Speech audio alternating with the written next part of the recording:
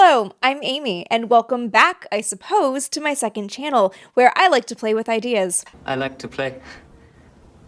I haven't posted here in a long time. The original intent for the second channel was to have a sort of relaxed, behind-the-scenes space as a complement to my main channel, the Vintage Space. Things like vlogs of research trips, but I never really had the confidence to do that. So I did some op-ed kind of stuff and tackled one-off topics, but that was basically duplicating my main channel content, which effectively split my audience and doubled my workload and killed momentum everywhere for no good reason, and ended with this channel in limbo.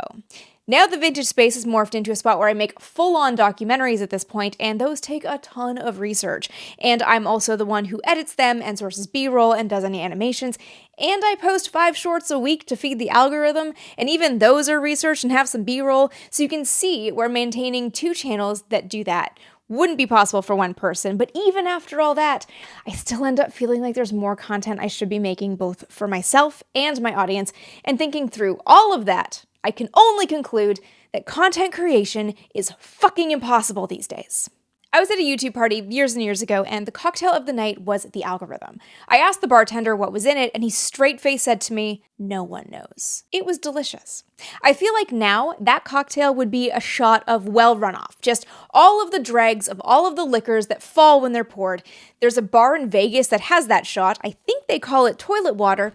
YouTube could call it the slop shot. If you watch pretty much any amount of YouTube these days, you've seen creators talking about the mess that we're in when it comes to staying afloat in what feels like a wave pool, increasingly packed with AI and slop content. And I have to jump in on the conversation because I can't stop thinking about it. It is a big part of my job, after all. The way we're consuming content, the way platforms are encouraging specific kinds of content, and the incentive to constantly produce to stay on people's radars and monetize them while you have their attention has made the online landscape both bleak and unrecognizable for someone who admittedly, and dare I say proudly, is not terminally online. And I can't help but feel that these problems compound when you make scripted education content about complicated topics that you kinda need people to watch the screen to really get. You may or may not have noticed a rise in what is called second screen content. This is literally content for people who are only partially paying attention because the bulk of their attention is on their first screen, their phone. This is something companies like Netflix know and are folding into their content strategies. Executives are pushing writers to dumb down scripts with descriptive dialogue and repeated key points so that the viewer can still follow the plot while scrolling on TikTok. And it's not just movies and TV. YouTube videos, especially in the commentary space that I watch a lot, are increasingly being treated as second screen content. And I can tell you anecdotally, I have felt the effects. I hate doing cardio, and I'm not the only one. I'll hunt down a couple videos to watch while I do my incline walk, and it used to keep me entertained. But I'm starting to see with the rise of second screen content that they're not as engaging, and they can't really keep me distracted from how much I dislike cardio. They're repetitive to the point of being boring, and now I read on the treadmill. But those same videos are perfect to have on while I do chores because my attention is elsewhere. It feels like content is created with the intention of being background noise rather than something substantial that demands your full attention. We are so distracted and it's negatively impacting our attention spans. We know this. This is backed by science. And there's even research now into the impacts of short videos. This 2024 study used EEGs, just measuring brain activity, and found that short-form video addiction may impair executive control, which is the skills that you use to do daily tasks like make plans, problem solve, and adapt to new situations. Basically, being a human. Short-form video also measurably impacted self-control abilities, which feels exactly what these platforms want because everything is an ad. I can feel this happening to my brain, and I hate it. We reach for our phones for quick dopamine hits. Scrolling is so addictive because we keep seeing something new, and the more new, the more dopamine, the more we get it, the more we need it to feel that good feeling. And whether or not you're consciously aware of it, that's content now. Micro dopamine hits of newness to keep your attention. And it doesn't matter what it is, your brain just likes new. Film and TV are doing this as well, but with changing shots to give you that newness. I know this is an apples to oranges comparison content-wise, but consider these 2 clips for just how many shots there are and how much movement there is, and see which one draws your eye. One is Clay and AD from season 6 of Love is Blind talking in the pods. definitely a guilty pleasure show of mine. The other is Cary Grant and Jimmy Stewart in The Philadelphia Story, one of my all-time favorite movies. I know people will say that I'm deliberately picking a scene from The Philadelphia Story that doesn't have any movement in it, but the point is, modern film and television doesn't really let scenes rest the same way. I've noticed this same trend in looking at old NASA education films versus newer ones. I know this, and I pay attention to how long my own shots are in my long-form videos so I can change the crop in a desperate attempt to stop people clicking away the second they get bored. Another facet of our being endlessly distracted is that viewers are insatiable these days. They can binge an entire season of a show in a day and burn through a YouTuber's entire catalog in a week. Then what? Well, audiences want new content, but there's a dichotomy here. Audiences want new things from you, but they also kind of only want things they're familiar with. This is like Brains 101. We like the dopamine hit we get from new stuff, and our brains need it to not get bored. But our brains also feel safe when things are familiar. Brains fear change. We fear change. This is completely at odds with content creation because content takes time to make, especially when it's long-form deep research videos. Even the placeholder short content takes time. So how do you create something that's new and also familiar and also maintain a schedule so that people always have something to watch from you? As a human, I mean, because the only person who can truly do this is the AI influencer, which I hate, but I don't want to get into that one right now. As a human, the short answer is you don't. The long answer is you can if you dramatically lower your standards and capitulate to the demands of an ever-evolving algorithm whose sole purpose is to keep viewers on the platform sucking up the attention of everyone who scrolls by until they become dependent on the flavorless gruel you've gotten them hooked on. Which really isn't something that I want to do. Lots of people don't. I feel like I've seen a fair few creators throw in the towel or take extended breaks lately, with many feeling like the zeitgeist has passed them by. And you can't make the same thing forever. I love Apollo aerospace flight, but there's a finite audience for that. I hit a massive growth plateau like 7 years ago that I only broke through with the documentary content. And that's the stuff that takes a lot of time to make. I know this is going to make me sound old, but remember when your Instagram feed had an end? You'd scroll through the new posts from the people you followed, and then once you'd seen everything new, you reached the bottom and the scroll ended. It gave people time to have experiences to then share. The scroll doesn't end anymore. The good part is that it's helped me discover creators that I probably wouldn't have otherwise. The bad part is it's made me hyper aware of how much content is manufactured because of trends. The clothing and makeup hauls, no one shops like that. Restock videos, that's not a normal kitchen.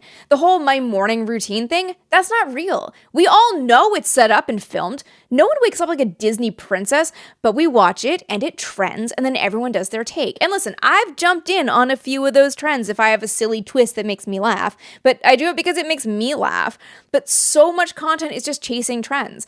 I followed accounts on Instagram that claim to have the secrets to make sure your content is seen, and they all just tell you to use what's trending, whether it's a sound or a visual hook. Taylor Swift's last album launch is such a great example of this. Music is subjective, just listen to what you like, but everyone just had to share their take. It was the best album. It was the worst. It was the cringiest lyrics. It was gross. It was kitschy. It was purposeful. Some people loved hating it. Others loved that people hated it or hated that people loved it. She has an agenda. She's not pushing enough of an agenda. There's too many versions. The versions are amazing. The merch is awesome, low quality, questionable. The toppings contain potassium benzoate. Can I go now? There were even people making content about loving the discourse around people hating the album. I mean, everyone tried to jump in on the moment using what the algorithm likes.